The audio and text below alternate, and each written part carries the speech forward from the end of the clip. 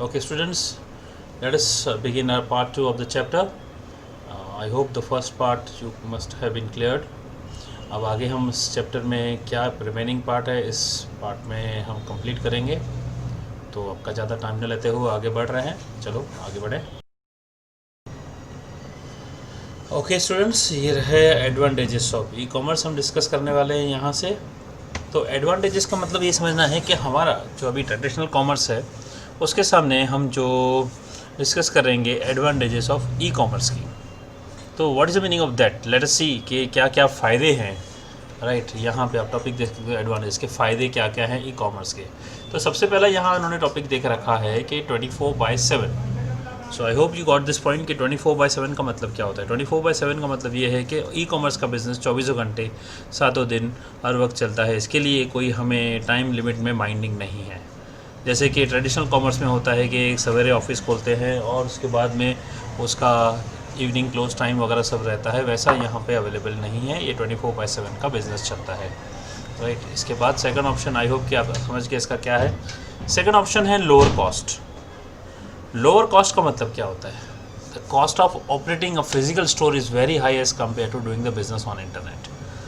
आपने ऑब्जर्व किया होगा अभी के टाइम पे काफ़ी लोग ऑनलाइन बिजनेस वगैरह कर रहे हैं.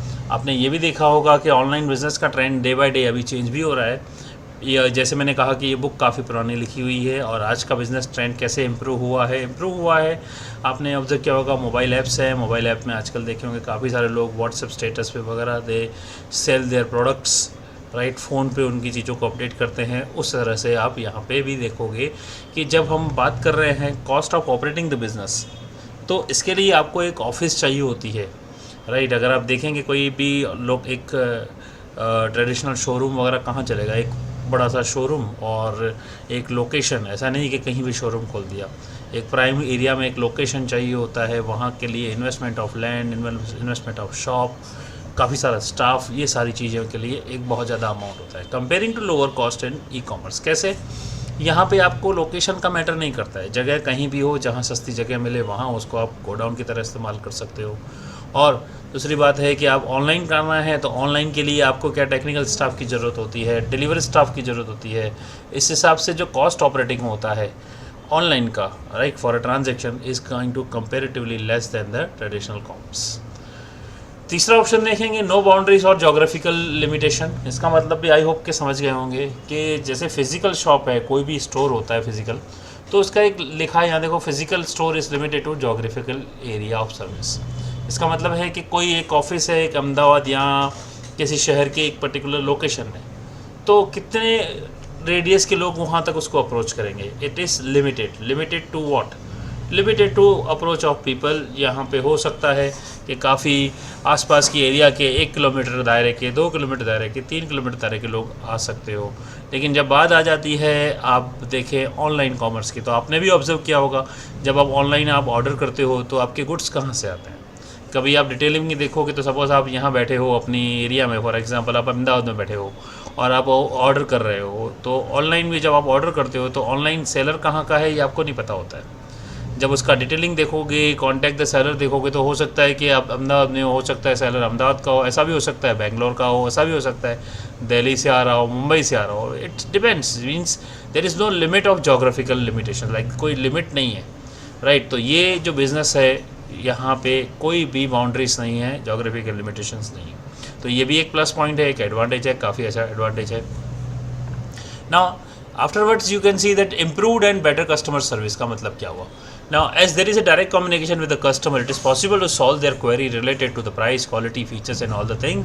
तो इसका मतलब क्या है कि जब आप देखोगे यहाँ पे मीडिएटर्स नहीं है, एक ऑनलाइन है, सारी कम्युनिकेशन ऑनलाइन हो रही है, सारी कम्युनिकेशन ऑनलाइन है, सब कुछ लिखा हुआ है ब्लैक एंड वाइट में. ऐसा नहीं है कि आप वहाँ पे कुछ जा रहे हो किसी शॉप में, आप देखोगे तो कोई शॉप वाला बोलता है कि आप ये ले जाओ, हम आपके साथ बैठे हुए हैं, कोई भी इशू आया, प्रॉब्लम आया, हम बैठे हैं, लाइक दैट. अगर आपको कोई आजकल देखा भी होगा आपने, ऐसा कहीं यहाँ ऑब्जर्व भी किया होगा कि फ़िज़िकल में कभी जाते हैं तो उनको बहुत सारी मार्केटिंग करनी पड़ती है. कई बार ऐसा भी बोलना पड़ता है कि जो उनके दायरे में नहीं आता है और फिर भी वो बोल देते हैं. और फिर क्या होता है कि हमको आफ्टर सेल सर्विस में काफ़ी सारे इश्यूज़ आते हैं.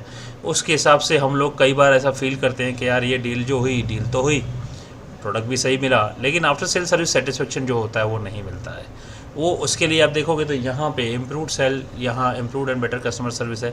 आपने देखा होगा इनकी रिटर्न की पॉलिसी होती है, दे डू दिस थिंग, उनकी रिटर्न पॉलिसी के हिसाब से सारी चीज़ें अप्लाई होती है, राइट। आपने कई बार कुछ परचेस किए होंगे, ऑब्जर्व किया होगा कि आपको काम का नहीं है, नहीं लग रहा है, तो आप उसको रिटर्न भी कर देते हो। उस हिसाब से यहाँ पे एक और एडवांटेज है ई कॉमर्स का, राइट। एंड मूविंग अहेड, एक और है कि ई कॉमर्स वाले की तरफ भी देखा जाए तो बीच के मीडिएटर नहीं है, डायरेक्ट क्लाइंट उसको अप्रोच कर रहा है, उसके लिए भी फ़ायदा है।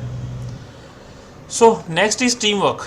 टीम वर्क का मतलब क्या है कि यहाँ टीम वर्क में देखा जाए तो समझ लो कि यहाँ क्या दिया, e commerce help organisation to work together. One good example is the use of email which is help to exchange information, right. It has change the way of organisation interact with suppliers, vendors, business partner and customer more the interaction better is the result. Now what is the meaning of this? इसका मतलब क्या है कि आप transaction देखो, एक transaction में कौन कौन इन्वॉल्व है।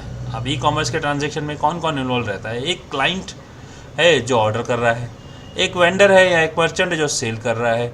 लेकिन वो सेल्स जहाँ से मर्चेंट से क्लाइंट तक पहुँचने के बीच में क्या क्या ट्रांजेक्शन्स होते हैं, वो काम जो है वो टीम के थ्रू होता है। कैसी टीम है? जैसे आपका ऑर्डर प्लेस होता है तो सेल्स डिपार्टमेंट वालों के पास ऑर्डर जाता है, सेल्स डिपार्टमेंट वालों के पास ऑर्डर जाता है तो वो ऑर्डर कहाँ जाता है? वो ऑर्डर जाता है स्टॉक वालों के पास, जिनके पास स्टॉक पड़ा होता है, वो ऑर्डर उनके वहाँ जाता है। फिर वहाँ से स्टॉक में से वो ऑर्डर आइटम निकलता है एंड अकॉर्डिंगली फिर डिलीवरी डिपार्टमेंट वालों के पास आता है। डिलीवरी डिपार्टमेंट वाले उसके बिलिंग एंड सब चीज़ें देखते हैं, फॉरवर्ड कर देते हैं एड्रेस पे, कोरियर के थ्रू अब तक वो पहुंचता है। ये जो सारा प्रोसेस होता है ईमेल के थ्रू, ऑर्डर आईडी के थ्रू, हर एक ऑर्डर की एक यूनिक आईडी होती है, उस हिसाब से ये सारा प्रोसेस होता है।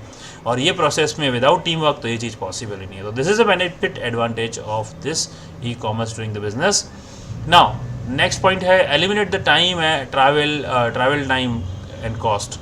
That is one more thing. अगर आप फिजिकली देखें तो फिज़िकल जब आप शॉपिंग करने जाते हो तो आपको सबसे इम्पोर्टेंट चीज़ होती है कि आप जाओगे तो definitely it will require a time for it, time आपको देना पड़ेगा, राइट। अब टाइम देने का मतलब सपोज़ कि यहाँ से आप एक सिटी में जा रहे हो अपनी सिटी में शॉपिंग करने के लिए, तो सबसे पहले तो क्या है, आपको अपने घर से लेके उस पर्टिकुलर लोकेशन तक जाना पड़ेगा ट्रैवल करके। और वो ट्रैवलिंग में आपका हो सकता है ट्रैफिक जाम हो जाए, ट्रैफिक भी होती है, ट्रैफिक इफेक्ट होता है, उसके बाद वो टाइम देना पड़ता है। उसके बाद उस ट्रैवलिंग के लिए ऑब्वियसली आपके फ्यूल चार्जेस अप्लाई होंगे, जो आप परचेसिंग में आप कहीं इंप्लीमेंट नहीं देखते हो, लेकिन वो इम्प्रूव उसमें इंक्लूड होते हैं। ये चीज़ हम ई कॉमर्स में देखेंगे तो क्या करना है भाई, हम डेस्क पर बैठे, राइट, कॉफ़ी मग लेते हुए पीते हुए हम ऑर्डर कर सकते हैं कि भाई ठीक है, कुछ माउस की क्लिक कर दिया, ऑर्डर कर दिया, फटाक से ये हमारा ऑर्डर हो गया। तो इसमें देखेंगे तो आपका ट्रैवलिंग नहीं हुआ, टाइम बचा, और जो कॉस्ट हो रहा है ट्रैवलिंग के थ्रू वो भी बच जाता है। आई hope you got the point. Now moving the next point, speed. Speed का मतलब क्या है, ये एडवांटेज क्या है स्पीड लाइक दिस। नाउ ये है doing business electronic is much faster using traditional method. The speed business transaction increases significantly as delays for communication is avoided by conducting transactions online. तो अब आप देखें कि आपने जो ऑनलाइन ऑर्डर प्लेस किया है तो बीच में कोई ट्रांजैक्शंस वगैरह जो है वो होते नहीं। क्या होते हैं कि हमने ऑर्डर किया, सामने वाले ने ऑर्डर रिसीव हुआ, इस बीच के कोई भी, इसके बीच में से कोई बीच में मीडिएटर नहीं, मैसेंजर नहीं, कुछ भी नहीं, डायरेक्ट स्पीडली कम्युनिकेशन हो रहा है between seller and the buyer, right. दोनों के बीच में ये चीज़ें हो रही हैं। तो ऑर्डर प्लेस किया, ऑर्डर फटाफट से जनरेट, परचेस ऑर्डर भी हो जाता है और पर्टिकुलर वो सीधा सप्लायर के पास पहुंच जाता है, राइट, जो आपको प्रोडक्ट को सप्लाई कराएगा। जैसे ही आपने ऑर्डर किया, जैसे मैंने कहा कि आप समझ लो कि एक साइट पे ऑर्डर कर रहे हो तो सप्लायर सामने कौन है आपको पता नहीं होगा। आप तो अमेज़न में ऑर्डर कर रहे हो, लेकिन Amazon itself do not do all the things, इसके बाद बहुत सारे सप्लायर्स होते हैं। तो जैसे आपने ऑर्डर किया तो वो ऑर्डर किसके पास जाएगा, अमेज़न के थ्रू डायरेक्टली उस सप्लायर के पास जाएगा, और जैसे ही उसके पास जाएगा तो वो अपना प्रोसेस स्टार्ट कर देता है। और प्रोसेस स्टार्ट करने के बाद क्या होता है, उनको डिलीवर करना होता है टाइम लिमिट में। वो एक टाइम फ्रेम के अंदर आपको डिलीवरी मिलेगा, और टाइम टू टाइम जैसे जैसे आप ऑर्डर करोगे, राइट। अभी आपने देखा होगा उल्टा, अभी तो ट्रैक कर सकते हैं ऑर्डर आपने जब प्लेस किया है तो ऑर्डर की ट्रैकिंग भी होती है कि कहाँ पहुँचा है। That is also this facilities provided by this kind of websites. तो तुरंत आप देख सकते हो मैंने इस तारीख को ऑर्डर किया, अभी ऑर्डर का स्टेटस ये है, और विद इन फ्यू डेज़ वो हमको यहाँ तक पहुँच रहा है। तो ये भी एक बेनिफिट है। That is what the meaning of speed here in electronic commerce, which is fast and very fast than the traditional commerce. Moving ahead now. Next is limitation of e-commerce. Now the topic is, earlier topic was advantages. Now the limitations. What are the limitations here? We will understand here the limitations of e-commerce. The limitations are like that, e commerce के काफ़ी सारे advantages हैं जैसे अभी हमने देखा, लेकिन इसके कुछ लिमिटेशंस भी हैं। लिमिटेशंस कैसे होती हैं? Limitations not only the limited to the approach of the people but limited to psychological thinking also there is possible. Now this again book, जो मैंने कहा कि जो बुक में लिखा है, जो कंटेंट है, ये काफ़ी पुराना दिया हुआ है। तो यहाँ कंटेंट में जैसे बताया गया है, पहला लिमिटेशन क्या मतलब है, also some limitation and disadvantages. वो क्या है? रेजिस्टेंस टू चेंज, यानी अपने आप को बदलना। किस तरह का बदलना? Now people need to get use to paperless and faceless business transaction. ये चीज़ बहुत मुश्किल हो रही है। क्या है यहाँ आप इसको पूरे को पढ़े तो क्या लिखा है? Business organisation need to change from traditional business to e commerce which is faced by lot of resistance. क्या है कि आप समझो कि लोग अपने आप को ये बोलते हैं कि नहीं भाई, ई कॉमर्स में तो मुझे पता नहीं है, इसमें तो शॉपिंग का ये है वो है, right. They have so many excuses, right. तो these excuses are not like that कि मैं बोलूँ कि भाई हाँ ये जो चीज़ है एकदम भरोसे लायक है।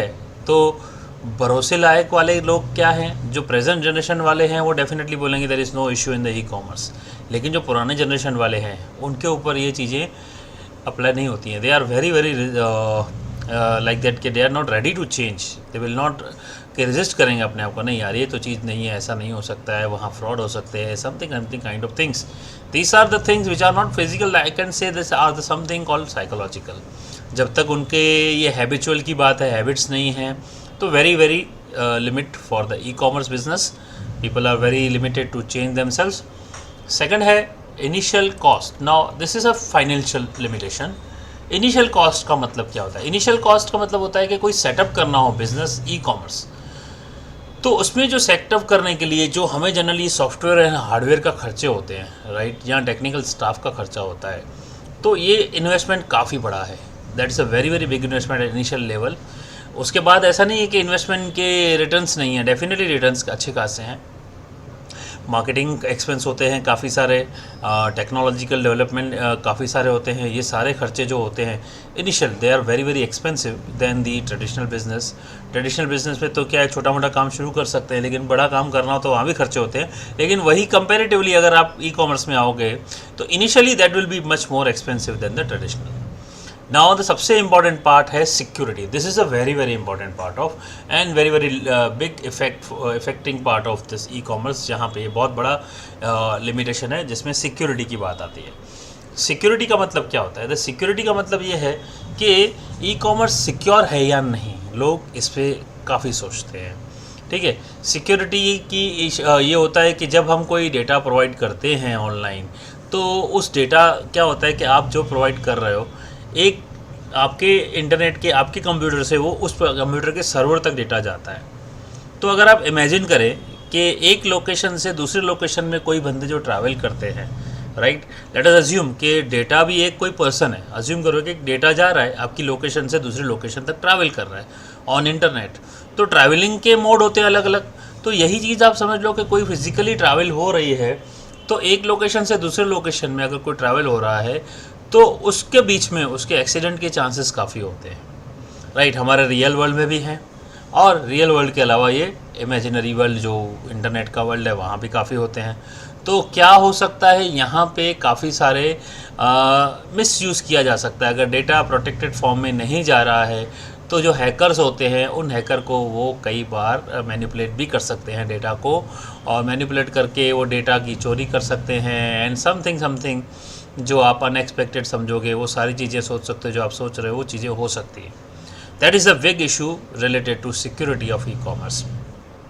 उसके बाद जो इशू है वो है प्राइवेसी का।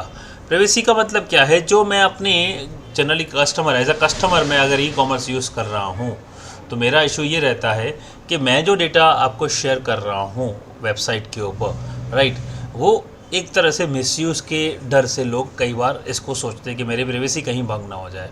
कई बार ऐसा होता है कि जो कंपनी के ऊपर हम जो अपना ट्रस्ट करके हमारा डेटा दे रहे हैं, तो हमारे जैसे लाखों लोग उसको दे रहे होंगे। तो this company can like that कि हम सोच सकते हैं कि ये जो चीज़ें हमारा डेटा मार्केट में बेच सकते हैं, ये बेचने का बिज़नेस होता है। फिर इससे ये होता है कि अगर हमारे ईमेल आईडी वगैरह होते हैं, कई लोगों में शेयर किया जाता है, तो वहाँ से स्पैम ईमेल्स वगैरह काफ़ी सारे आने लगते हैं। तो ऐसा काफ़ी बड़ी बड़ी कंपनीज तो नहीं करती, लेकिन छोटे मोटे ई कॉमर्स वाले अपने आप को सर्वाइव करने के लिए हो सकता है इन चीज़ों का कई बार इस्तेमाल कर, लेकिन बड़ी बड़ी कंपनीज़ के ये रूल्स होते हैं, प्रोटोकॉल्स होते हैं, they not share the data. लेकिन still there is a limitation, this is a limitation of e commerce, right. तो अब ये जो चीज़ हुई, अगेन आपका एक इंडिविजुअल थिंकिंग राइट, ये प्राइवेसी के रिलेटेड हुआ। तो यहाँ पे ये भी लिखा हुआ है कि hackers also might interrupt the information on internet, misuse the data, right. Credit card faults result in to financial loss to the customer, the protection should be provided from hackers, viruses, transfer of data and transaction risk. ये सारी privacy की issues हैं, इसके काफ़ी overcome हो चुके हैं, जैसे मैंने बुक में कहा है। तो बुक के अंदर जो लिखा है काफ़ी पुराना है और काफ़ी सारी सिचुएशन से, काफ़ी सारी चीज़ों से अभी प्रेजेंटली हम ओवरकम हो चुके हैं। ऐसा नहीं है कि बहुत कुछ हो गया है, लेकिन अभी भी प्राइवेसी रिस्क तो फैक्टर रहते ही हैं। That is what the thing. Let us move ahead now. Next point क्या है? Lack of trust. Lack of trust, वही बात की मैंने कि ट्रस्ट इज़ व्हाट ना the physical thing, it's an emotional thing. कई लोग भरोसा नहीं करते हैं। किस तरह का भरोसा नहीं करते हैं कि भाई कोई ऐसे, आपने कई बार न्यूज़ में भी देखा होगा, सुना होगा कि पर्टिकुलर प्रोडक्ट आपने ऑर्डर किया, ऐसे आदमी ने, फलाने आदमी ने पर्टिकुलर प्रोडक्ट ऑर्डर किया, जैसे मोबाइल फ़ोन ऑर्डर किया और मोबाइल फ़ोन की जगह खाली बक्सा आया। कई बार आपने सुना होगा मोबाइल की जगह साबुन की टिकिया आई, like this kind of things जो न्यूज़ फैलते हैं, मार्केट में सुनते हैं। होता है, हो सकता है किसी के साथ ऐसा हुआ भी हो, लेकिन उसके पीछे के रीज़न्स जब तक क्लियर नहीं हो हमको पता नहीं है। लेकिन yes, definitely this is such issue. Generally लोग जो हैं ट्रस्ट नहीं कर पाते। Again I am saying the same thing not with the present generation. जो पुरानी जनरेशन वाले लोग हैं वो चीज़ें होती हैं। और क्या होता है कि कई बार ऐसा होता है कि हमने जो कोई ऑर्डर किया और हमको जब रिफ़ंड कराना हो तो रिफ़ंड होगा कि नहीं होगा, राइट। जो हम अगर कैश ऑन डिलीवरी में पैसा दे रहे हैं तो क्या वो पैसा वहाँ पहुँच रहा है कि नहीं। These are something concern points जो लोगों को भरोसे से रोकती हैं। इसीलिए लैक ऑफ ट्रस्ट एक again a limitation of time है। ओके, नाउ अगेन यहाँ पे दूसरा बोला है कि time for delivery of product. Definitely ये तो एक बहुत बड़ा इफेक्ट है, बहुत बड़ा कह सकते हैं कि अगर आप फिजिकल स्टोर में जा रहे हो, किसी चीज़ों को आप टच करके फील कर रहे हो, और अगर ख़रीदना है तो ख़रीद के उसी समय पैसे दे के आप ऑन द सेम इंस्टेंटली उसी समय लेके चले जा रहे हो, राइट। नाउ यहाँ पे क्या होता है, यहाँ पे आपको पता है कि आप ऑर्डर करते हो तो फिज़िकल टच नहीं कर सकते, आप उसको फील नहीं कर सकते। ये भी देख सकते हैं कि भाई कौन सा प्रोडक्ट है, तो आप सिर्फ पढ़ पा रहे हो, वो फील नहीं कर पा रहे हो। तो फीलिंग के लिए आपको यहाँ इमेजिनेशन पावर लेना पड़ता है। एक तो इमेजिनेशन पावर का यूज़ करना पड़ता है, दूसरा ये होता है कि थोड़ा कंटेक्स्ट यानी टेक्स्ट जो लिखा हुआ है उसको पढ़ के आप अकॉर्डिंगली उस चीज़ों को रियलाइज़ करते हो कि ये प्रोडक्ट ऐसा होगा, अज्यूम करते हो, इमेजिन करते हो, राइट। उसके बाद में क्या होता है कि जब हम बात कर रहे हैं कि भाई एक ऑर्डर कर रहे हैं ऑनलाइन, तो एक तो टाइम लगेगा, दूसरा डिलीवरी चार्जेस भी लग सकते हैं, और इतनी दूर से आ रहा है तो तुरंत में नहीं मिलेगा। तो ये भी एक ड्रॉबैक है डेफिनेटली।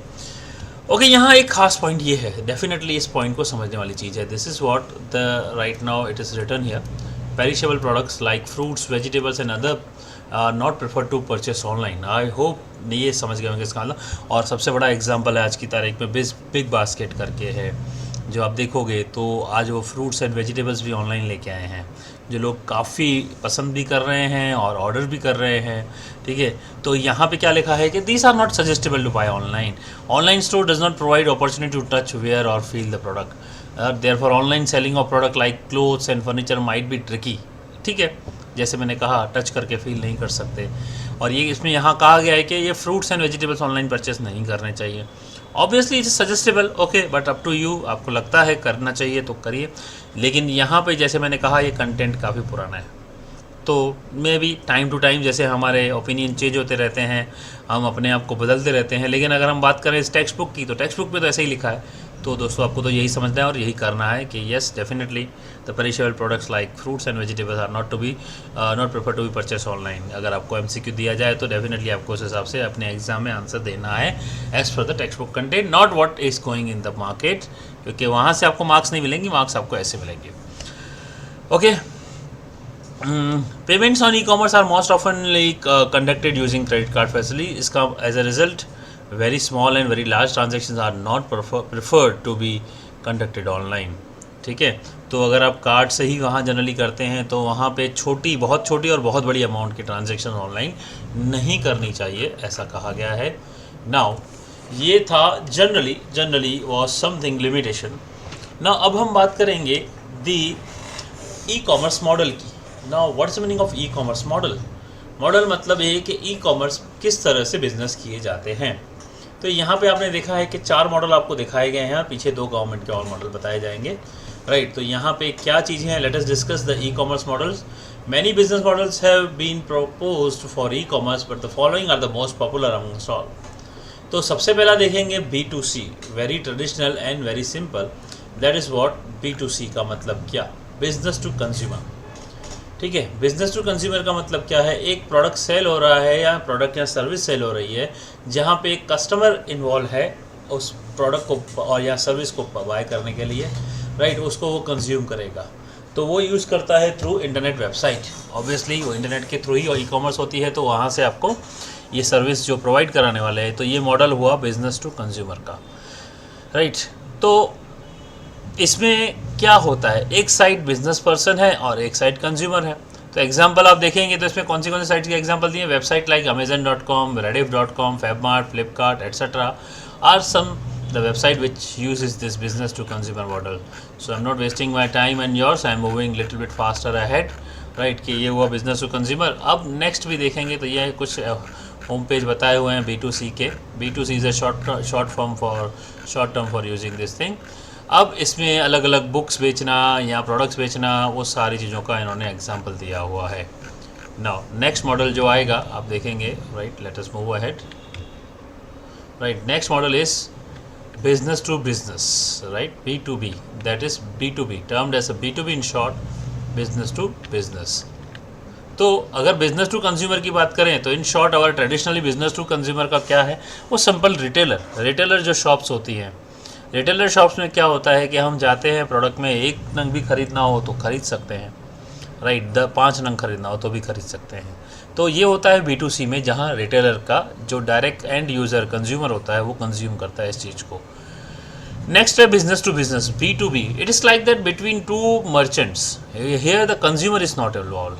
यहाँ पे बिजनेस टू बिजनेस में क्या होता है, बल्क ऑर्डर्स होते हैं। बल्क ऑर्डर आपने समझा होगा, जैसे मैन्युफैक्चरर है, कोई चीज़ मैन्युफैक्चर कर रहा है तो मैन्युफैक्चरर डायरेक्टली कंज्यूमर को नहीं बेचेगा, वो डीलर को बेच सकता है, डिस्ट्रीब्यूटर को बेच सकता है, होलसेलर को बेच सकता है या रिटेलर को बेच सकता है। In short the product will not be sold on like unit is single unit, that will be sold in number of units like bulk unit. कम से कम ऑर्डर होगा भाई 100 यूनिट्स का तो ही आपको डील होगा, depends on what kind of product like that. अगर आप सपोज आप रिटेलर में जाते हो कि अगर आपको सिंपल एक पेंसिल भी चाहिए होती है तो मिल जाती है आपकी स्टेशनरी वाले शॉप से, लेकिन स्टेशनरी वाले जहाँ से ख़रीदेंगे वो लोग एक पेंसिल तो नहीं लेते होंगे, ना ही एक बॉक्स लेते होंगे। They need to purchase at least some kind of multiple 100 boxes हो गए या एक कार्टून हो गया, उस हिसाब से वो लोग बल्क में ख़रीदते हैं। I hope you are aware of this thing, right. तो business to business is at transaction between 2 merchants, that is also possible online. आजकल बहुत सारी वेबसाइट्स हैं जो ऑनलाइन ये चीज़ें करती हैं, ठीक है। तो let us move and see, right, what next is यहाँ पे कंज्यूमर। नेक्स्ट मॉडल है consumer to consumer, that is termed as C2C। Okay sorry, websites जो ये मैंने बताया B2B की, तो B2B की वेबसाइट देख सकते हो। यहाँ पे वेबसाइट दिया commodity.com, tradeindia.com, these are the things where you can see this business to business transactions होते हैं। Now the next is C2C, that is very simple. आपने अभी देखा होगा OLX है, कोई कार है, जो क्या है, ये लोग एक कंज्यूमर अपना प्रोडक्ट अपने घर का, जैसे अगर बात करूं कि मेरे घर पे कोई पुराना सोफ़ा सेट पड़ा है और मुझे बेचना हो तो मैं क्या करूंगा, मैं कहाँ जाऊंगा मार्केट में किसी को ढूंढूंगा, तो मैं क्या करूंगा, उस सोफ़े का फ़ोटो निकाल के उस पर्टिकुलर वेबसाइट पे डाल दूंगा, लाइक eBay हुआ, OLX हुआ, क्विकर हुआ, तो वहाँ पे डाल दिया। फिर वहाँ से दूसरे जिस कंज्यूमर को वो सर्च कर रहा होगा, अगर वो प्रोडक्ट किसी को चाहिए होगा तो वो डायरेक्टली अप्रोच करेगा थ्रू दैट वेबसाइट मुझे। तो ये क्या हुआ, एक कंज्यूमर अपने प्रोडक्ट को बेचना चाहता है। It's like second hand selling, एक जिसमें बीच में एक मीडिएटर होता है, राइट। वो मीडिएटर के थ्रू हम उसकी वेबसाइट का यूज़ करके आपस में ट्रांजैक्शन कर सकते हैं। तो this is an best example for doing this consumer to consumer business. And the next model is very very different here. Business to consumer तो आपने देखा, नाउ यहाँ पे दिया हुआ है consumer to business. This is very important. ये reverse concept पे काम करता है। जनरली जब हम बिज़नेस टू कंज्यूमर में देखते हैं तो बिजनेसमैन ने कुछ चीज़ों को बेचा है, उसके प्रोडक्ट्स रखे हुए हैं ऑलरेडी और उनके प्राइसेस लिखे हुए होते हैं, हमको समझ में आता है तो हम उसको परचेस करते हैं। लेकिन यहाँ कंज्यूमर टू बिज़नेस में अलग कंसेप्ट होता है। यहाँ पे स्पेशली जनरली प्रोडक्ट्स की जगह सर्विसेज ज़्यादा प्रायर होती है। सर्विसेज का मतलब क्या होता है कि कोई सर्विस मुझे चाहिए, if I want a service kind of thing, if I want some let me give a simple example which makes you understand.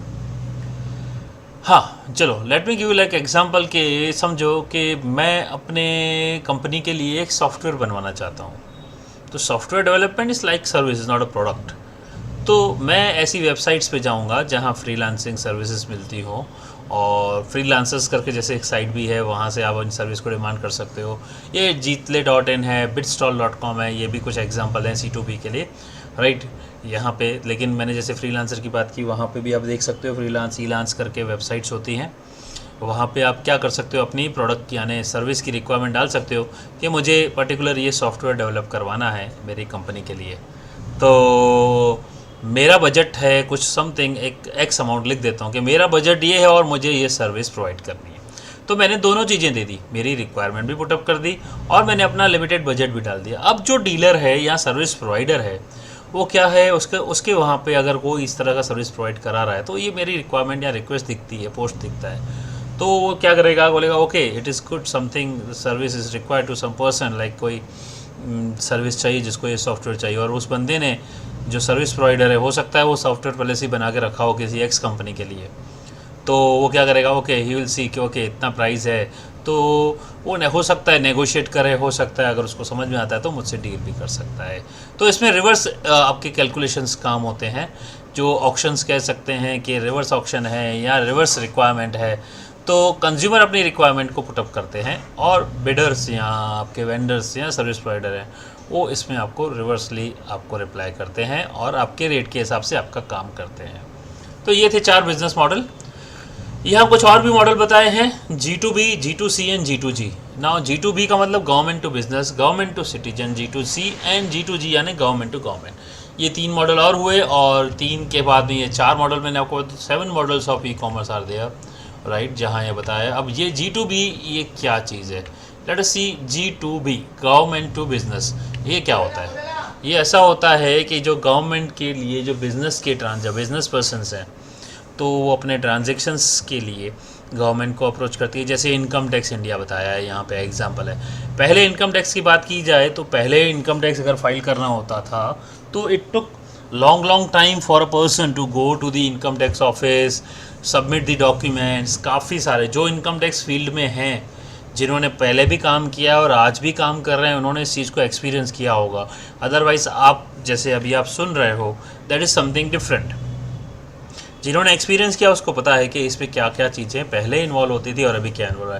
पहले एक इनकम टैक्स फाइल करने के लिए लोगों के कई बार हफ्तों लग जाते थे, राइट, वहाँ पे सिर्फ ऑफिस के चक्कर काट के हफ्तों लग जाते थे। अभी सिंपल माउस क्लिक लगता है, सब कुछ डेटा अगर आपका कंप्लीट है तो कोई टाइम नहीं लगने वाला है, सारी कैलकुलेशन कंप्लीट है तो सिर्फ आपको इनकम टैक्स इंडिया की वेबसाइट पे जाना है और वो बिजनेसमैन अपने इनकम टैक्स इंडिया की वेबसाइट पे अपना सारा डेटा अपलोड करेगा। वो प्रोसेस होता है, प्रोसेस कंप्लीट करने के बाद अपलोड करेगा। जब अपलोड कंप्लीट हो जाएगा उसके बाद में वो क्या करेगा, उस चीज़ को income tax within a fraction of click time and with some clicks उसका इनकम टैक्स रिटर्न हो जाता है, रिटर्न फाइल हो जाता है। इमीडिएटली जो चीज़ अप्रूवल होती है वो हो जाती है, सामने आ जाती है, राइट। तो ये जो प्रोसेस था पहले जहाँ हफ्तों लगते थे, अभी मिनटों में काम हो जाता है। नेक्स्ट है गवर्नमेंट टू सिटीजन। ये ई गवर्नेंस का बहुत इंपॉर्टेंट काम है। गवर्नमेंट अगर कुछ सिटीजन्स के लिए कुछ काम करना चाहे तो this is the platform where the citizens can take the benefit using the so much helpful for them. अभी आप सोचिए कि कोई गवर्नमेंट डिपार्टमेंट का कुछ काफ़ी सारा काम है आपका, तो आपको गवर्नमेंट डिपार्टमेंट जाते हो तो गवर्नमेंट वाले क्या बोलते हैं, ये फॉर्म लेके आओ, वो फॉर्म लेके आओ, ये फॉर्म अवेलेबल नहीं है, ये फॉर्म भर के दो, ये चीज़ चाहिए, आपको इलेक्शन कार्ड निकलवाना है तो ये डॉक्यूमेंट लेके आओ, आपको आधार कार्ड चाहिए तो ये करके आओ, राइट, आपको अगर राशन कार्ड में कुछ चेंजेस कराना है तो ये करके आओ, ऐसा करके आओ। बहुत सारे धक्के खिलाते थे पहले। अभी क्या हो गया है, काफ़ी सिंपल सी वेबसाइट है, उस वेबसाइट पर जाओ, फॉर्म डाउनलोड करो, फॉर्म डाउनलोड करने के बाद आप उस फॉर्म को फिल करो। हो सकता है कई बार तो ऑनलाइन फॉर्म भी फिल करना होता है। अभी तो आधार एनेबल OTP सिस्टम आ गया है हमारे इंडिया में भी आ गया है, काफ़ी अच्छा इम्प्रूवमेंट हुआ है। इससे ये होता है कि आप अपने आधार कार्ड से OTP लिंक करवाओ और उसमें वेरीफाई कराओ, तो आपको वापस फिजिकली कहीं जाने की ज़रूरत भी नहीं है। वहीं बैठे बैठे आपकी रिक्वेस्ट पुटअप हो जाती है और कंसर्न डिपार्टमेंट तक अपने आप रिक्वेस्ट पहुंच जाती है। तो गवर्नमेंट को इस पर्टिकुलर टाइम फ्रेम में उस चीज़ों को फिर इम्प्लीमेंट भी करना रहता है। तो this service specially for the citizens of India, right, government to citizen, G2C। यहाँ एग्जाम्पल दिया है वेबसाइट का gswan.gov.in, that is what the Gujarat state wide area network, that stands for GSWAN, right. This is very important, आपको याद रखना पड़ेगा, क्योंकि ये हो सकता है कि आपका क्वेश्चन में भी पूछा जाए, जब आपको पढ़ा रहा हूँ तो ये MCQ में भी आ सकता है। याद रखिएगा, ये जो मैंने हाईलाइट किए हैं content, these are the important part of the text book, और ये आपको हाईलाइटेड टेक्स्ट बुक भी आपको मिल जाएगी, राइट। इसकी लिंक भी आपको मैं शेयर कर दूंगा ना। यहाँ पे ये वेबसाइट का नाम दिया है www.gswan.gov.in। This is again very important to remember, right. इस साइट पे काफ़ी public citizens of government can or citizens of Gujarat can take the services of government. Now next दिया है G2G, that is government to government. Now government to government का मतलब क्या हुआ?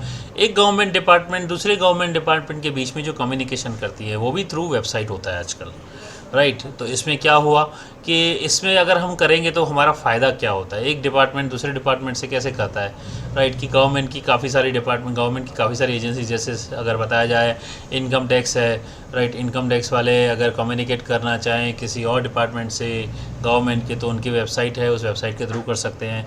RTO department है, राइट, उसके बाद में टैक्स कलेक्शन डिपार्टमेंट है, यदि आपस में जो भी कम्युनिकेट करना चाहे तो इनके बीच की भी वेबसाइट्स होती है। तो वो जो ट्रांजेक्शन्स होते हैं G2G वेबसाइट के मॉडल के हिसाब से होते हैं।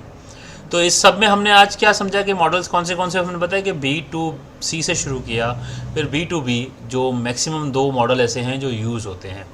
B2C business to consumer, B2B business to business, right. ये भी चीज़ें हमने आपको बताई और डिस्कस की। Now this is what the chapter ends here. यहाँ पे कुछ समरी दिया हुआ है, इस चैप्टर में हमने क्या क्या चीज़ समझी। तो एक बार समरी को देख लेते हैं कि हमने क्या क्या डिस्कस किया।